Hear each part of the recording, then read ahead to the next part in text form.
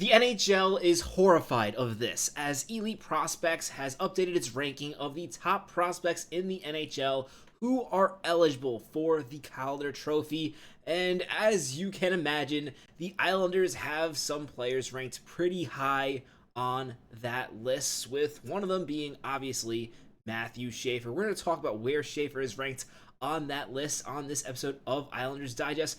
Also give an update on another player who's getting a lot of considerations for the Calder from the New York Islanders, and it's probably not a player that you are thinking of, at least not on the top of your head. Really quickly, before we get into that, our goal is 2,000 subscribers before the start of the NHL season. So if you're an Islander fan and you have not already subscribed to the channel, be sure to do so. If you have, appreciate all the support as we continue to make Islanders content. Also, really quickly, almost forgot, at the end, we also do have an update on a prospect the Islanders drafted later in this year's draft, as they are playing in a different league this season, and I think this makes this an even better pick for the Islanders. But first, let's talk about the first overall pick in Matthew Schaefer, and he is not ranked number one in this ranking for prospects, from Elite Prospects. This includes every single NHL prospect who is eligible for the Calder. So basically, this is not including any player who has played, I believe it's 25 games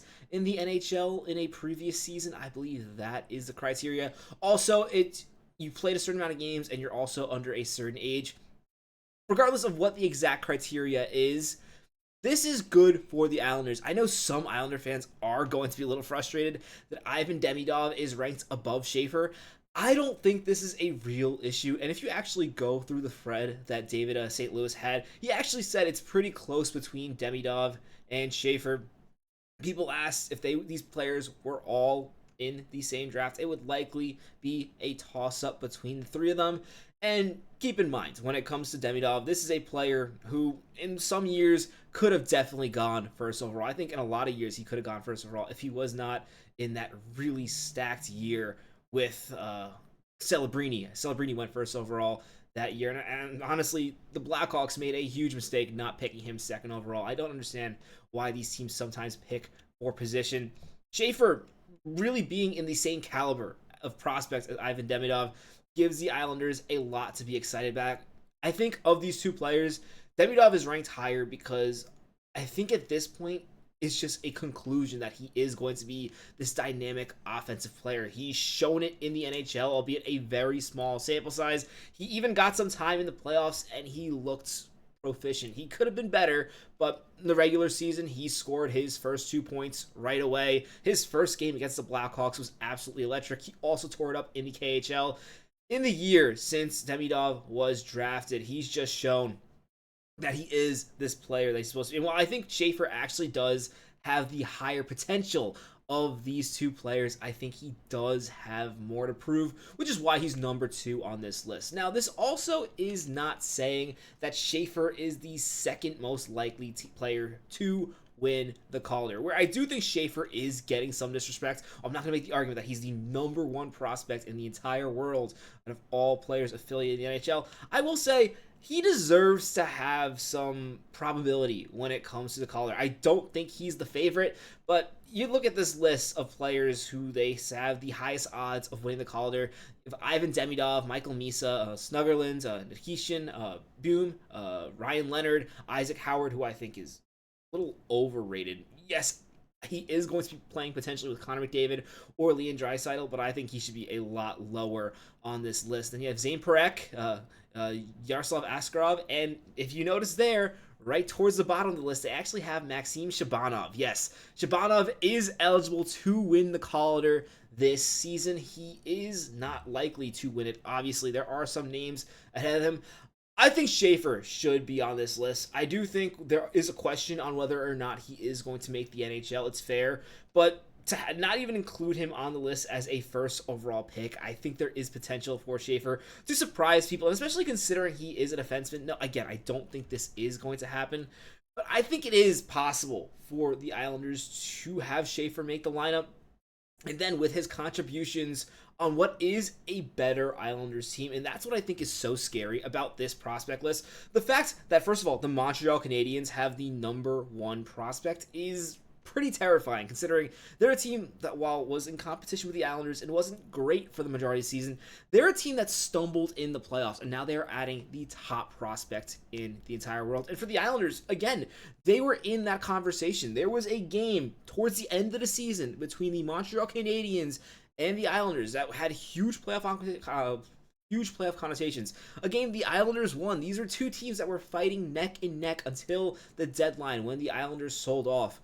For the Islanders to be that much in the conversation all season long and now have the second best prospect in the NHL, it's pretty terrifying, especially for these teams who are behind trying to get a leg up and these teams who are aging. Seeing teams like the Canadiens and the Islanders have such powerful prospect pools is definitely scary for the rest of the NHL, especially when you consider Schaefer's not the only prospect you have to worry about when it comes to the Islanders. Again, as we're talking about here, Shabbanov is also on this list with, while not big chances, 4% chance of winning the Calder. That's a lot. That's realistic. It's not like he's a player, and you see it all the time, players who are not even ranked come above everybody and surprise. Lane Hudson was a great example for the Canadiens last season. But to really be in this list of like rookies who can make an impact right away, I know Shabbanov is a few years older than some of these players, which is why I don't think he has as quite high a ceiling.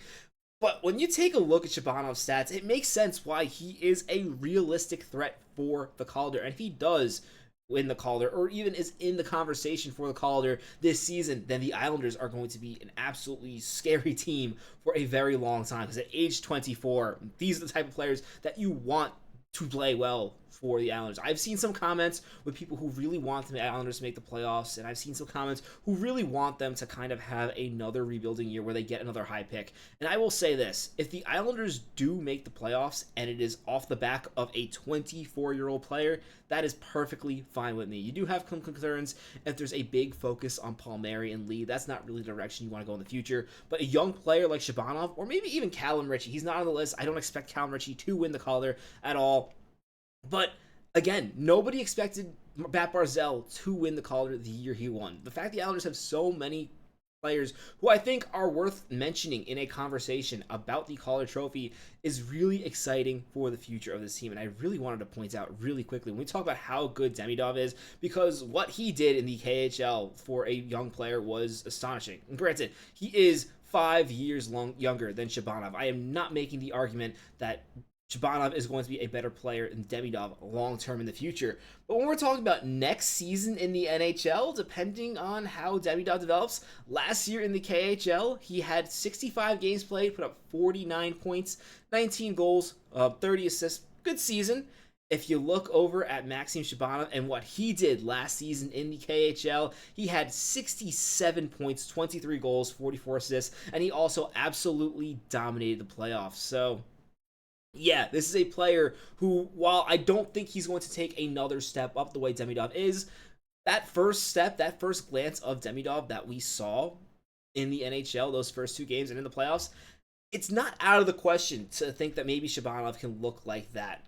Yes, Demidov is a bigger player. They play different games. But this is something to be excited about. Now, as we said, towards the end of this video, we have one more topic to talk about, and that is Thomas Poletin. This is the Islanders' 4th round pick this season. He was the first overall pick in the CHL import draft, and now he has officially made the transition to the CHL.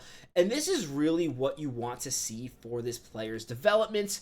First of all, he is now going to be playing on NHL-sized ice. And when you're picking a player in the 4th round, I really like to see teams pick players who there's going to be a change coming. There's going to be something where there might be a glimpse at something new. And him playing in an NHL-sized ice for the first time is something that I think Islander fans should get excited about.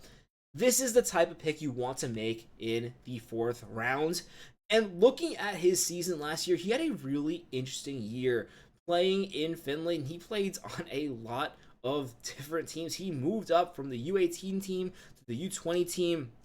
And then he got a look in the pro league there, playing 50 games, but he didn't put up a point. I don't think he was ready for that jump yet, so I do think it's going to be good now that instead of trying to fight it out in this league another season, he's taking a step back, playing in the CHL, where he's going to have more of a chance to work on the offensive side of this game. Because with this player, I do think he's one of those players who there is a little more hope for an offensive side. He's not just one of these guys who looks like he's going to be a good potential depth player, and therefore he's going to need those minutes playing on power plays, playing with other skills players, and I think the Rockets are a perfect club for that. Let me know what you think about all this in the comments below. Do you think I am being a little too calm here and that Matthew Schaefer should be ranked above Ivan Demidov, or do you think this top 3 is correct? If you are a prospect junkie like I am, consider checking out the entire list from Elite Prospects. You have to subscribe to their service. I am personally a big prospect junkie. We will see as the season goes on.